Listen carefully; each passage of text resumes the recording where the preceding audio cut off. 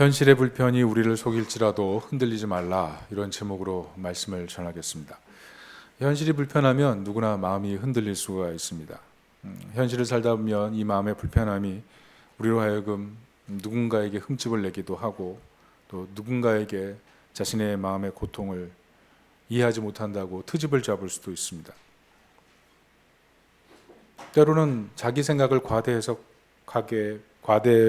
해석해서 만들고, 사람들의 공론을 가지고 누군가를 비판하기도 합니다. 다 마음이 불편해서 그렇습니다. 고통의 문제, 특별히 명절에도 이 고통의 문제는 누군가를 비판하게 만듭니다. 물론 변화를 일으킬 수도 있어요. 좀 더 좋은 관계를 만들기도 하지만, 문제는 이런 불편 어른 마음, 현실에 있는 여러 가지 문제로 인해 생기는 우리의 그 불편한 마음이 반복적으로 누군가에게 나타나다 보면 자기가 하는 모든 태도와 자기가 하는 모든 말이 옳다는 생각을 너무 확고하게 가지게 된다는 겁니다. 결국 그것을 여론으로 가져가려서 만들기도 하고, 자기 생각을 누군가에게 계속 강요해서 자신을 따르든지 아니면 자신을 거부하든지 결단하게 만든다는 거죠. 대표적으로 정치인들이 그런 일 잘합니다. 꽃길 걸었던 사람들은 어떻게 합니까? 자신에게 주어진 많은 것들을 기뻐하는 그런 것도 중요하지만, 안타깝게도 그 이면에 있는 아픔들을 발견하지 못하는 경우가 많죠. 이해하지 못하는 경우가 있습니다. 흙길을 걸은 사람들은 어떻습니까? 흙길을 걸었던 사람은 흙길에 있는 그 고통을 이해를 하죠. 그러나 흙길에 있는 고통을 겪는 사람들을 이해하다가 그 의리를 지키기 위해서 정의를 도리어 희석화시킬 수도 있죠. 그게 문제 아니겠습니까? 행복하려면 성실해야 되는데, 성실하게 사는 것이 자신을 너무 바쁘게 만들기 때문에 도리어 성실한 사람이 불편한 경우가 생기죠. 평범한 것이 좋잖아요. 그렇지만 자신이 노력한 결과가 평범에밖에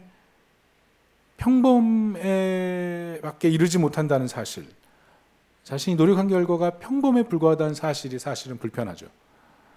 그래서 그 불편 때문에 열등감에 시달리거나 더 독하게 살려다가 스텝이 꼬이는 경우도 있지 않습니까? 분명히 예수 믿는데, 교회 다니는데 세상에는 불편한 것이 많고 그 불편한 걸 해결해야 되는데, 불편한 것을 해결하다 보면 도리어 내가 예수 믿는 사람인지, 사람들이 볼 때 내가 예수 믿지 않는 사람으로 보이는 것은 아닌지 그런 고민을 하게 되죠. 현실이 불편하면 스텝이 꼬이게 돼 있습니다. 현실의 불편, 그게 참 우리 아킬레스건이 될 수가 있어요. 정말 중요한 것들을 보지 못하게 만들기도 하거든요.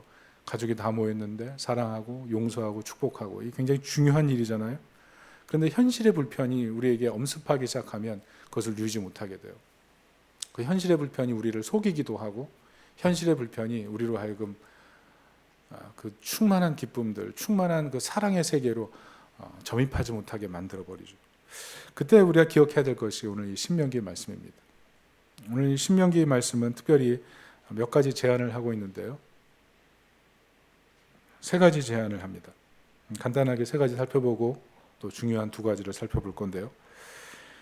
먼저 말씀 회복하라. 이게 신명기에 굉장히 중요한 반복되는 말씀입니다. 말씀을 기억하고 말씀대로 살아가라. 히브리어로 기억하라는 단어가 자코르인데 마음에 뿌리를 내리다, 이런 뜻이에요. 다른 말로 바꾸면 망각에 저항하라는 거예요. 인생을 살다 보면 예기치 않은 하나님의 은혜가 우리 삶에 임할 때가 있거든요. 그 예기치 않은 하나님의 은혜가 너무나 감격스러워요. 그런데 인생에 다가오는 현실의 불편이 이것을 망각하게 하거든요. 망각에 저항하라는 거예요. 기억하라. 마음의 뿌리에 깊이 내리라. 오늘 신명기의 특징이 뭡니까? 이 신명기 말씀 다 한 뒤에 모세에게 하나님 명령하시죠. 노래로 만들어서 부르라. 왜 그래요? 신앙 공동체는 기억 공동체거든요. 기억 공동체. 하나님, 내가 예기치 않은 시간에, 내가 예기치 않은 상황에 하나님 베풀어 놓으신 그 은혜를 늘 기억하도록 찬양하게 하고 기억하게 하는 걸 원하셨어요. 신명기 31장 19절에 그러므로 이제 너희는 이 노래를 써서 이스라엘 자손들에게 가르쳐 그들의 입으로 부르게 하여 이 노래로 나를 위하여 이스라엘 자손들에게 증거가 되게 하라. 노래로 불러서 하나님의 은혜를 계속 부르면서 기억하라는 거죠. 내 예측을 넘어서 하나님 하시는 일에 대한 찬미, 사실 그런 일들을, 우리가 찬양을 좋아하는 일이 그런 이유죠. 그 찬양 가사 하나마다 내 삶에 일어났던 일들이 오롯이 하나씩 떠오르잖아요. 그래서 그 찬양을 흡입하게 되고 그 찬양을 부르게 되잖아요. 그때마다 은혜를 다시 기억하니까. 여러분, 소그룹 모임이 중요한 이유가 뭔지 아세요? 소그룹 모임이 중요한 이유가 뭐냐면 내 예측을 넘어서서 일하신 그 하나님의 은혜를 계속 고백하게 되기 때문에 그래요. 망각에 저항하는 모임, 그게 소그룹 모임이에요. 내 예측을 넘어서는 그 하나님의 손길, 그게 소그룹 속에서 계속 나눠지거든요. 그래서 소그룹이 굉장히 중요해요. 간단하게 모여서 서로 얘기하는 것 같지만 사실은 세상을 저항하는 공동체가 탄생하는 그 시작이 소그룹에 있어요. 2004년 허리케인이 미국 동부를 강타했습니다. 카타리나라고. 그때 수많은 사람이 집을 잃고 터전을 잃었어요. 그래서 미국 서부에는 이제 안전하니까 거기에 있는 믿음의 사람들, 특별히 감리교도들이 팀을 결성해서 동부로 다 출발했습니다. 집 재건해 주겠다는 거죠. 팀을 짜서 요청한 집마다 들어가서 집을 다 뚝딱뚝딱 고쳐냈어요. 어느 집에 들어가서 열심히 수선하고 있는데 저녁 해가 뉘엿뉘엿하고 밤이 어둑어둑해질 때 부부가 와서 물끄러미 그것을 보고 있는 거예요. 알고 보니까 그 집 주인이에요. 그래서 물어봤더니 자신의 삶의 터전을 다 잃어버린 거예요. 마음이 너무 슬픈 거예요. 그리고 이제 이렇게 서로 모여가지고 서로 차 한잔을 하고 있는데 그분들이 그런 얘기를 하는 거예요. 사실은 삶의 터전이 너무 무너졌기 때문에 더 이상 앞으로 인생을 살 자신이 없어서 오늘 이 집을 마지막으로 보고 세상의 연을 끝내려고 했다는 거죠. 그 집을 수선하러 온 사람들이 깜짝 놀란 거예요. 그래서 위로하고 격려하고 우리가 이 집 다 세워놓겠다. 다 세워놓을 테니 안심해라. 더 놀라운 일은 무엇이냐면 이 수선팀이 사실은 이 집에 가야 될 곳이 아니었어요. 이 집은 초청도 안 했어요. 근데 잘못 신호를 받고 그곳에 가서 수선하고 있었던 거죠. 예기치 않은 거죠. 두 사람 살아난 거죠. 우리 인생을 살다 보면 이렇게 예기치 않게 하나님이 우리 인생에 베풀어 놓으신 기적들을 경험할 때가 있어요. 그 예기치 않은 은혜. 그 예기치 않은 은혜가 우리의 삶에 찾아오는 어떤 불편한 그런 현실의 문제를 이겨나가게 만든다는 거죠. 기억하라. 하나님 말씀이 우리로 하여금 이겨나갈 힘을 우리 삶에 끊임없이 공급하고 있기 때문에 그렇습니다. 두 번째는 하나님 백성의 정체성을 가지라는 것입니다. 신명기 33장 29절에 보면 이렇게 말씀합니다. 이스라엘이여 너는 행복한 사람이로다. 여호와의 구원을 너같이 얻은 백성이 누구냐? 그는 너를 돕는 방패시오 내 영광의 칼이시로다. 무슨 말이에요? 영적인 정체성을 가지라는 거예요. 영적 정체성. 하나님 안에 거할 때 진정한 행복이 있다. 이 세상에 현실의 불편을 우리가 다 채운다고 해서 우리의 불편이 사라지는 그날 완전한 행복이 오는 것이 아니라 하나님 안에서 말씀 듣고 하나님 안에 거할 때 진정한 행복을 누릴 수 있다. 그 얘기를 하는 거죠. 리차드 포스터가 돈, 섹스, 권력이라는 책을 썼는데 그 의미가 뭡니까? 사람들은 여기에 엎드린다는 거예요. 돈, 섹스, 권력, 이것이 주는 그 만족감이 너무 크기 때문에 다 엎드린다는 거예요. 현실에서 불편한 문제 아닙니까? 채워지지 않는 공복감이 있는데 이것들이 어느 정도 채워지니까 거기에 엎드리다 보니까 도리어 더 큰 문제가 생긴다는 그런 내용이었어요. 마귀가 그렇게 공격해요. 우리의 불편함, 그것을 채울 때 인생의 궁극적인 성공이라고 계속 얘기해 주는 거죠. 그리고 그것을 이루지 못했을 때는 너는 실패자라고 공격합니다. 때로는 다른 면으로도 공격해요. 하나님 안에서 살아가는 삶에 있어서 제대로 신앙생활을 하지 못했을 때 마귀는 다른 면으로 공격합니다. 너 이러고도 그리스도이냐? 너 이렇게 살고도 그리스도이냐? 여자친구와 연애를 뜨겁게 하고 있으면서 죄책감을 느낄 때 너 이러고도 그리스도이냐? 삶 속에서 자신은 성공의 열매들이 별로 없거든요. 이러고도 하나님이 정말 너를 사랑하는 것 같아? 이렇게 계속 사탄이 시험하죠. 그러나 정말 중요한 게 뭡니까? 우리의 실패보다 우리를 사랑하시는 하나님의 은혜에 기대는 거죠. 우리의 낙심의 크기보다 우리를 끊임없이 찾아오시는 하나님의 사랑의 크기에 반응해서 따라가는 거죠. 실패가 중요한 게 아니에요. 누구나 실수하고 누구나 실패해요. 중요한 건 따라가는 거예요. 중요한 건 바라보는 거죠. 대표적인 것이 군대가 아닌가 싶어요. 군대 가보세요. 계급장 없습니다. 똑같은 군복 입고 똑같이 빡빡 밀고 똑같이 흙먼지 묻고 뽀얀 흙먼지를 맡으면서 열심히 구부하고 뛰어다니죠. 그 사람들은요 특공대가 아니에요. 수색대가 아니에요. 공수부대가 아니에요. 그렇지만 똑같은 군인이죠. 부족하지만 그 사람들이 군인이에요. 우리도 그래요. 부족한 모습이 있어요. 그러나 하나님 보실 때는 똑같은 군인인 거예요. 예전에 군대 입대할 때 훈련소 들어가서 고생했던 기억이 있습니다. 내 후 반 안에 한 친구가 한국말을 못해요. 한국말을 못하는데 하여튼 병역을 해야 되기 때문에 들어왔어요. 우로 돌아 좌로 돌아 뒤로 돌아 앞으로 가만 할 줄 알아요. 그래서 우리 내 후 반에 그 친구 때문에 매일 뺑뺑이 돌았어요. 매일 뺑뺑이. 정말 은혜와 자비가 충만해야 되는데 성경책 가슴에 꽂고 갔는데 성경책 빼내서 던지고 싶어요. 이런 말 하면 안 되죠. 정말 마음이 안 좋아요. 눈에서 막 이렇게 레이저가 나오는 거. 결국 다 알아들어가지고 나중에는 회복을 했지만, 우리는 인생을 살다 보면 내가 겪는 현실의 불편이 우리를 속일 때가 있어요. 내 감정을 무너뜨리고 이렇게 꼭 살아야 되는가, 이렇게 믿음 생활을 해야 되는가, 이게 거추장스럽게 느껴질 때가 있어요. 그러나 그런 불편이 있음에도 불구하고 정체성, 실패하더라도 바라보는 거예요. 실패하더라도 따라가는 거예요. 하나님 말씀 따라가는 것. 세 번째는 신명기에서는 예배를 회복하라는 말씀을 강하게 해주십니다. 신명기 32장 18절에 이렇게 말씀합니다. 너를 낳은 반석을 내가 상관하지 아니하고 너를 내신 하나님을 내가 잊었도다. 문학기법이 써 있어요. 반복하는 겁니다. 히브리어는 주로 이런 반복이 많아요. 앞에 한 절을 만들고 그 뒤에 절을 또 하나 만들어서 반복되는 내용인데 그 단어만 좀 바꿔서 강조하는, 그러니까 점층적인 강조하는 그런 문학기법을 많이 사용하는데요. 오늘 이 특징은 반석을 하나님으로 묘사했죠. 그래서 하나님을 상관하지 않고 하나님을 잊었도다. 이것을 강조하는 내용이에요. 무슨 말입니까? 하나님 절대로 잊지 말라. 예배 대상이신 하나님을 잊지 말라는 거예요. 특이한 내용이 뭐냐면 반석을 향해서 너를 낳은 반석이라고 그러거든요. 너를 낳은 반석. 다른 말로 하면 하나님이 너를 낳으셨다는 거죠. 여러분, 이 구약 성경에 보면 반석이라는 단어가 계속 반복되는데 이 반석이라는 단어는 돌이라는 거잖아요. 그러니까 돌의 의미가 뭐냐면 안전하다는 뜻이에요. 안전하다. 흔들리지 않고 요동하지 않는다. 그래서 하나님이 우리를 낳으셨다는 것은 하나님 백성은 철저하게 가장 안전한 자리에 거한다는 거예요. 신약 성경에서는 예수님께서 직접 뭐라 그러셨냐면 이 교회를 내 반석에 둔다 그랬어요. 반석 위에.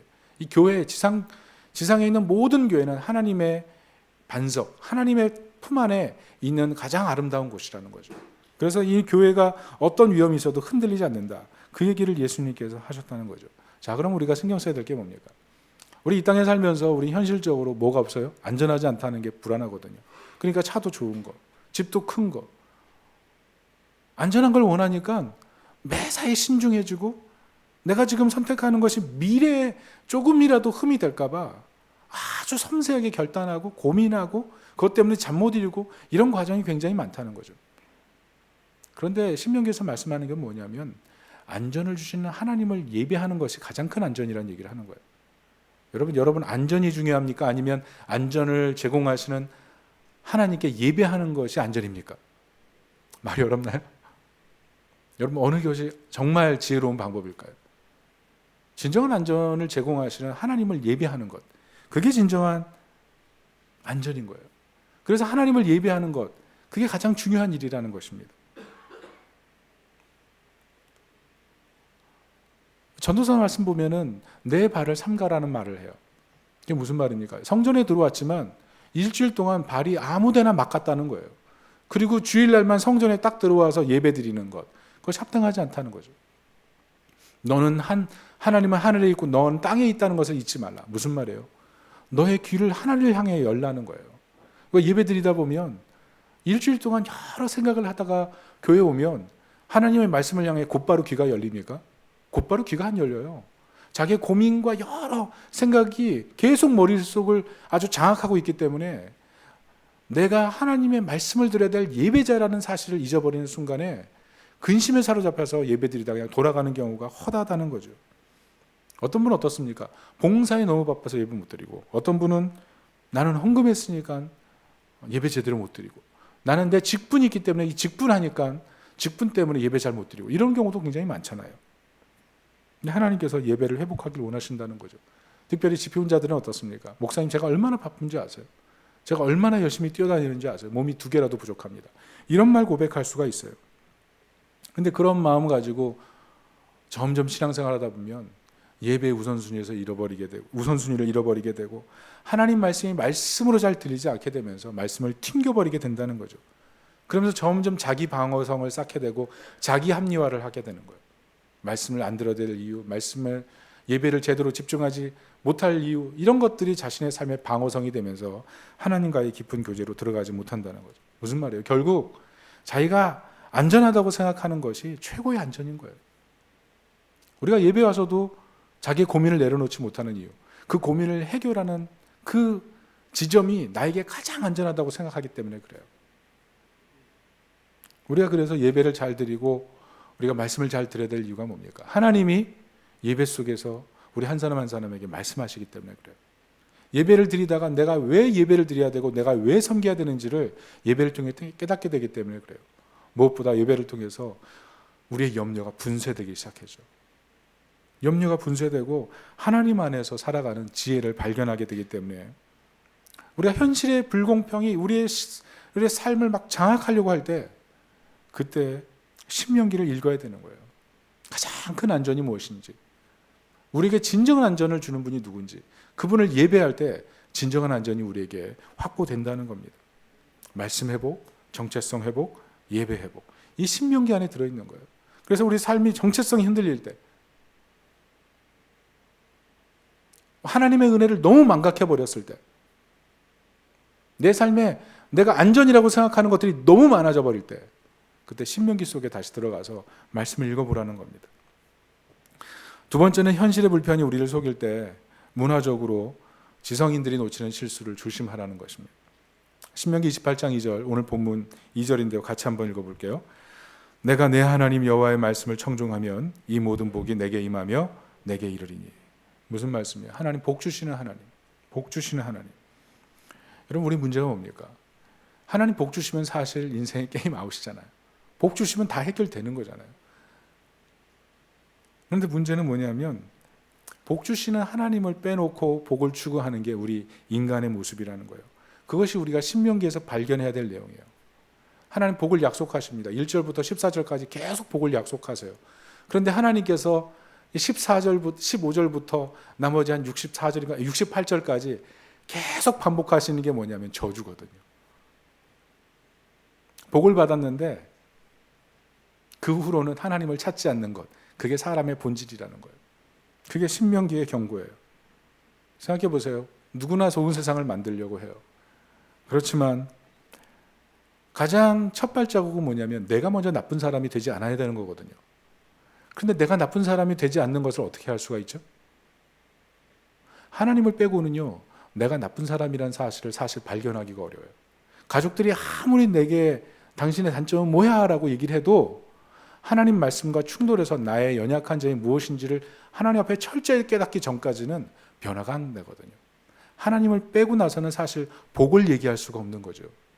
근데 사람들은 복을 받은 다음에는 복을 전부처럼 여기고 하나님을 빼기 시작하고 복만 추구하죠. 그래서 점점 복을 받았지만 복되게 사는 길을 잃어버리는 것, 그게 사람이라는 거예요. 그래서 하나님께서 복을 약속하시지만 저주를 더 길게 얘기하셔서 정말 복 주시는 분이 누구이신지를 기억하게 하는 겁니다. 신명기 30장 15절부터 16절 이렇게 말씀합니다. 내가 오늘 생명과 복과 사망과 화를 내 앞에 두었나니 곧 내가 오늘 내게 명령하여 내 하나님 여호와를 사랑하고 이 모든 길로 행하며 그의 명령과 규례와 법도를 지키라 하는 것이라. 그리하면 내가 생존하여 번성할 것이요 또 내 하나님 여호와께서 내가 가서 차지할 땅에서 내게 복을 주실 것임이니라. 복 주시면 된다는 거죠. 그렇지만 우리의 문제는 계속 하나님 빼버려요. 복을 받으려고 하나님 빼버리고 복을 받고 나서 하나님 빼버려요. 그게 우리 문제 아니에요.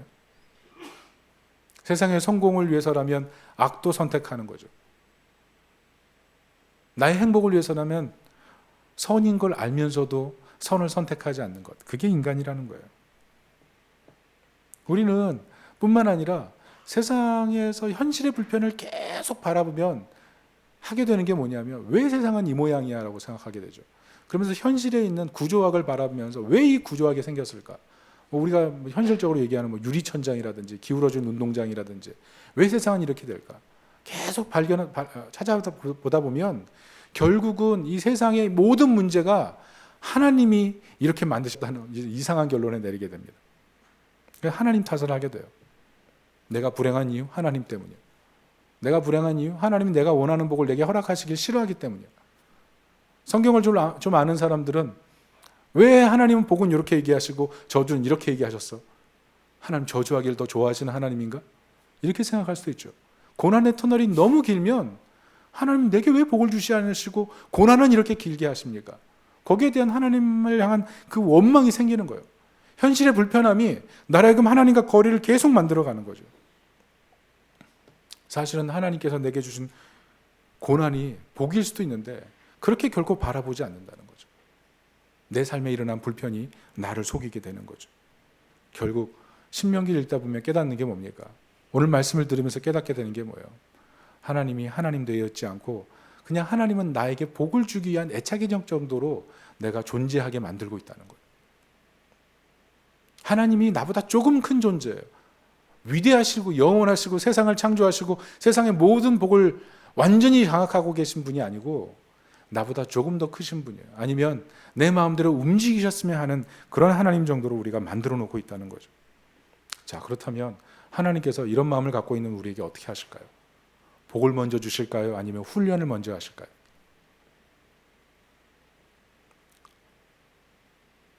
훈련 먼저 받고 싶으세요? 복을 먼저 받고 싶으세요? 우리는 훈련 싫잖아요. 복만 받고 싶잖아요. 그런데 오늘 말씀을 잘 듣다 보면 훈련이 필요하네요. 왜냐하면 복을 받은 다음에 저주받을 자리로 가는 수밖에 없는 존재가 나라는 사실을 오늘 본문이 우리에게 깨닫게 해주기 때문에 그래요. 그래서 오늘 신명기가 기록하고 있는 거예요. 저주를 일부러 더 많이 기록해놓은 거예요. 하나님이 진정한 복의 근원이라는 것을 잊지 말라는 거예요. 축복을 줘도 멀어지고 복을 얻기 위해서는 하나님과 멀어지는 것을 선택할 수밖에 없는 그 인간됨의 사실을, 인간의 그 정체성, 인간의 그 본질 자체를 잊지 말라는 거예요. 신명기 32장 41절은 이렇게 얘기합니다. 내가 내 번쩍이는 칼을 갈며 내 손이 정의를 붙들고 내 대적들에게 복수하며 나를 미워하는 자들에게 보응할 것이니라. 무슨 말이에요?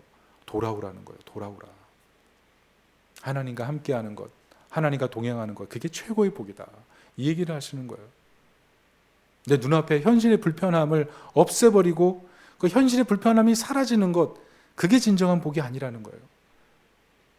너희 현실에서 지금 당장 있었으면 좋겠다라고 생각하는 그것들이 내 인생에 다 생긴다고 해서 내가 정말 행복해질 거라고 생각하니 그렇지 않단다. 그 얘기를 하고 계시는 거예요.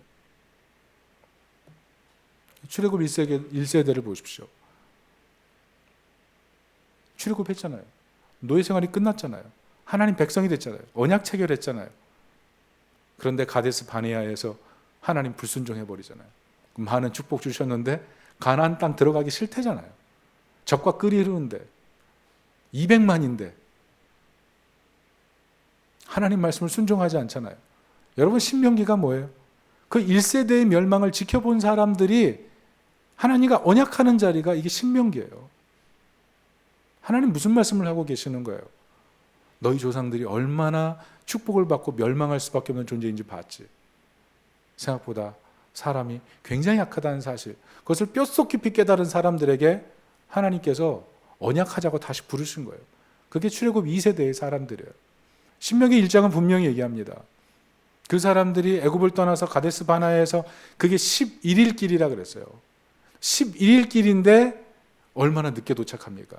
그리고 가데스 바네아에서 돌아와서 가나안 남부 브엘세바까지 그게 4일 길밖에 되지 않는데 40년을 거기서 돌잖아요. 40년을.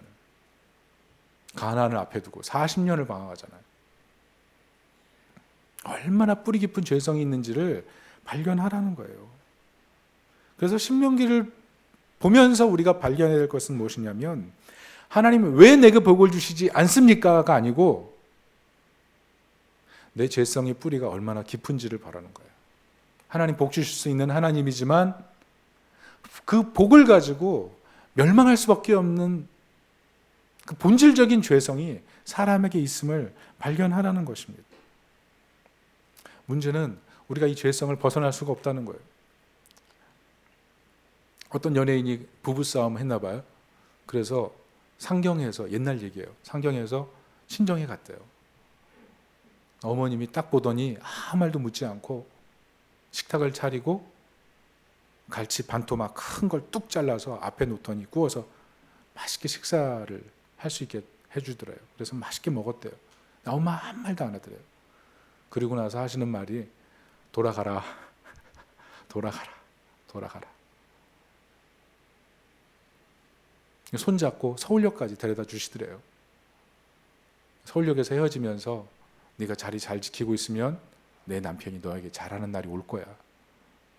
그리고 기차를 타고 출발을 하는데 엄마가 아무 말도 그렇게밖에 안 해주니까 좀 섭섭하기도 했는데 기차 출발할 때 딸을 향해 손을 흔드는 그 엄마의 눈에서 떨어지는 눈물을 본 거죠. 엄마의 인생이 깊이, 엄마의 인생에 서러움, 그런 시간들이 있었다는 것, 엄마가 참아냈던 그 인고의 시간들, 거기서 다 나왔던 얘기라는 것, 그리고 엄마가 흘리는 그 눈물을 보면서 다시 한번 가정을 지켜내려고 하는 그런 마음을 가졌다는 얘기죠. 여러분, 우리가 인생을 살다 보면 정말 헤아릴 수 없는 사랑을 베풀어주는 존재가 부모인 것 같아요. 그런데 그 헤아릴 수 없는 사랑을 받았지만 그 헤아릴 수 없는 사랑으로 부모를 사랑하고 자녀를 사랑하고 이웃을 사랑하는 것은 우리에게 사실 더 불편한 얘기예요. 사실 그것도 복이잖아요. 그런데 우리는 현실에서 내게 있어야 될 그 어떤 것들이 없다는 것 때문에 사실은 이 사랑마저 파괴시키는 게 우리라는 거죠. 여러분, 명절 어떻게 보내셨어요?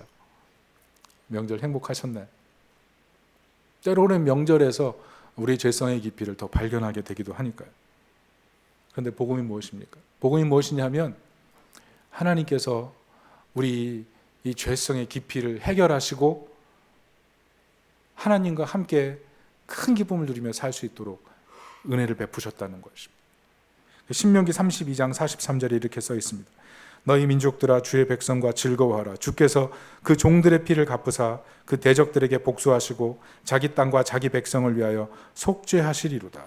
무슨 말이에요? 이스라엘 백성은 죄를 지어서 대적에게 넘어진다는 거예요. 그런데 하나님께서 그 넘어진 순간에 좌시하지 않겠다는 거예요. 심지어 그 죄가 있음에도 불구하고 하나님께서 죄를 덮고 하나님 백성으로 일으키시겠다는 거예요. 그게 속죄의 의미. 히브리어로 카페르, 덮어버리겠다. 아무리 죄가 있어도 덮어버리겠다. 허물이 있어도 덮어버리겠다. 기억하지 않고 다시 자녀로 품어주겠다. 그게 속죄예요. 그래서 즐거워하라는 거예요. 그래서 신명기 32장 43절에는 즐거워하라고 얘기해요. 실패가 있느냐? 즐거워하라. 이미 하나님께서 너의 실패를 위해 죽으셨고 실패를 건지시기 위해 작정하셨고 대신 실패를 기쁨으로 변화시키기 위해 하나님께서 일하신다는 거죠. 카페로 덮어버리겠다는 거예요. 슬픔, 절망, 죄를 덮어버리겠다는 거예요. 그래서 즐거워하라는 거예요. 즐거워하라. 그런데 놀라운 게 뭡니까? 이 신명기에서 우리 간단하게 살펴볼 때는 하나님의 그 속죄라는 게 너무 감사하지만 사실은 그 속죄의 방식을 하나님께서 선택하신 속죄의 방식은 자신의 아들을 우리 죄를 위해 희생하신 것 아니에요. 완벽하게 하나님과 우리 사이를 가깝게 하기 위해서 예수 그리스도께서 대신 우리의 죄를 위해 죽어주시고 우리의 죄를 덮어주시고 하나님과 우리 사이를 회복하신 것. 간단하게 생각하면 이게 참 놀라운 일입니다. 우리가 여행 갈 때 있어요. 비행기를 고르죠. 비행기도 여러 개잖아요. 비행기 크기도 다르고 어디 좌석이냐에 따라서 그 여행의 쾌적도가 달라지거든요. 그러니까 비행기를 타면 어떤 비행기냐, 어떤 좌석이냐 고르잖아요. 어떤 좌석은 좀 더 넓기도 하거든요. 어떤 좌석은 좀 더 조용하거든요. 어떤 좌석은 애기가 없거든요. 어떤 좌석은 화장실이 가깝기도 하거든요. 어떤 좌석은 창가에 있거든요. 골라요. 더 편하고 더 좋은 거. 그게 우리 본성이에요. KTX를 타도 역방향이냐 순방향이냐 이거 고르잖아요. 근데 하나님의 아들 예수님께서는 죄로 덕지덕지 오염되어 있는 우리 옆에 오길 좋아하셨다는 거죠. 여러분, 우리가 좌석을 고르는 이유는 옆에 누군가 이상한 사람이 있을까 봐 걱정하는 건 아니에요. 내가 불편할까 봐.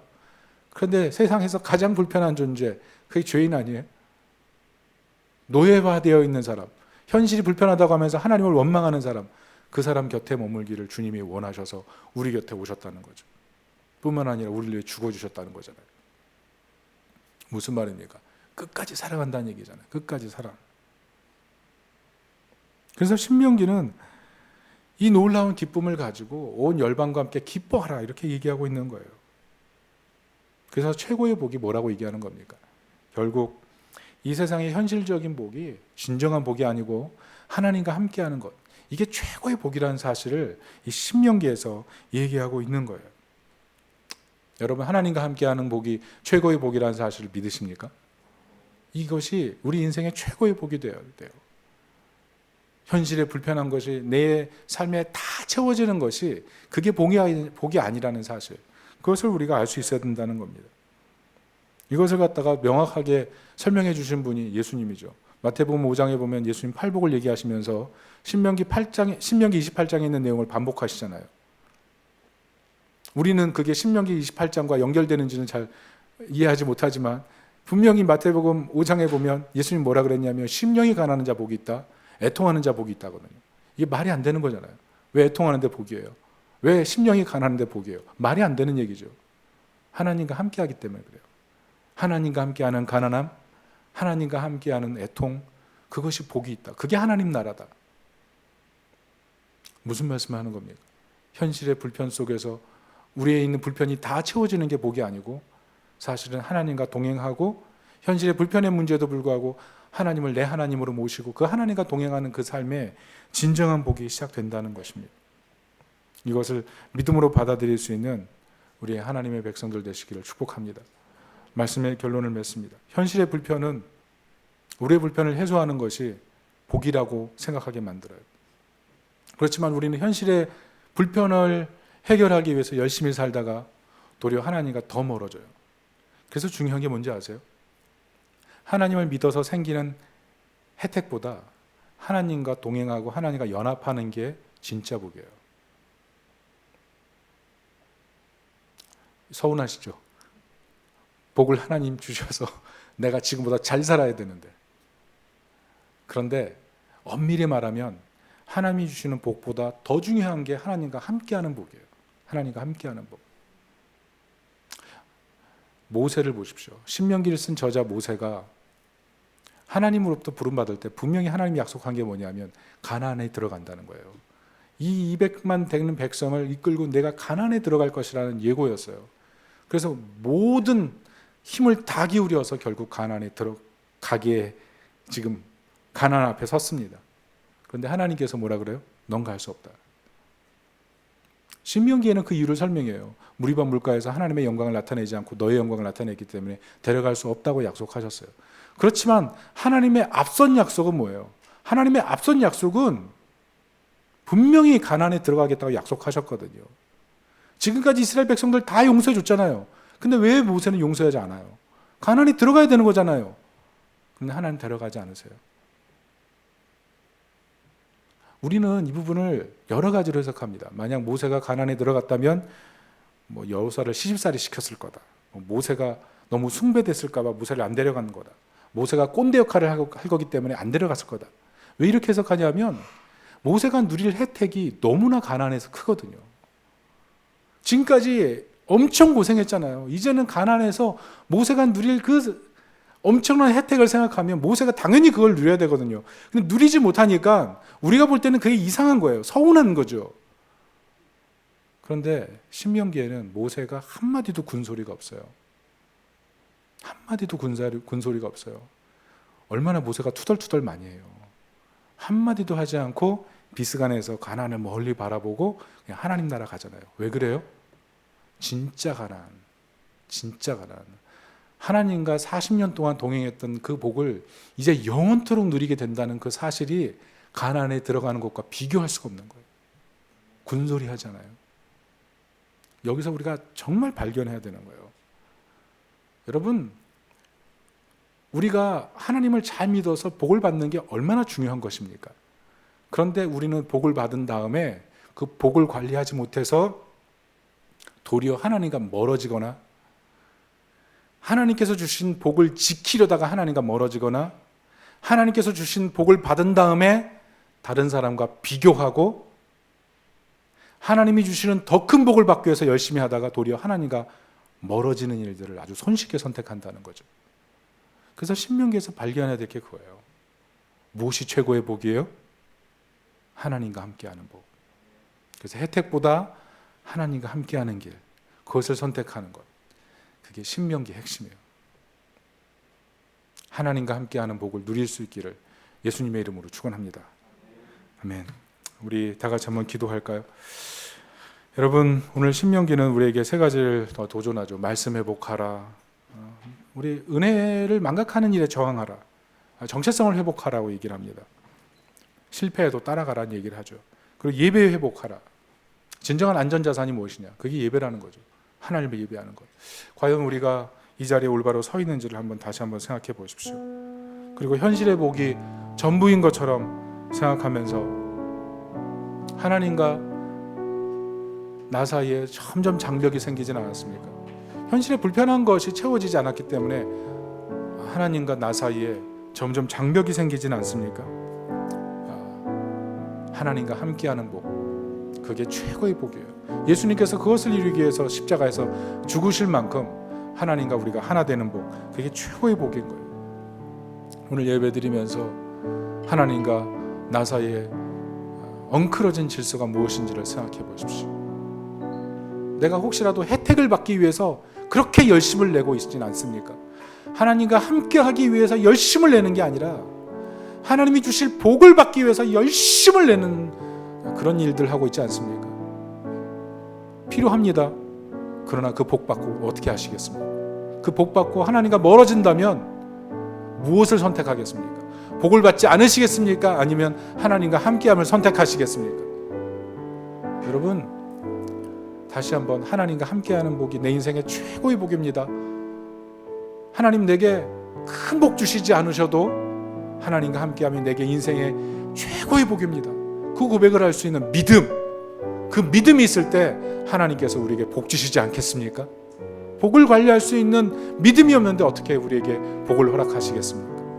이 시간 다 같이 하나님, 우선순위를 회복하고 질서를 회복하고 현실의 불편함에 속지 않도록 도와주옵소서. 다 같이 기도하겠습니다.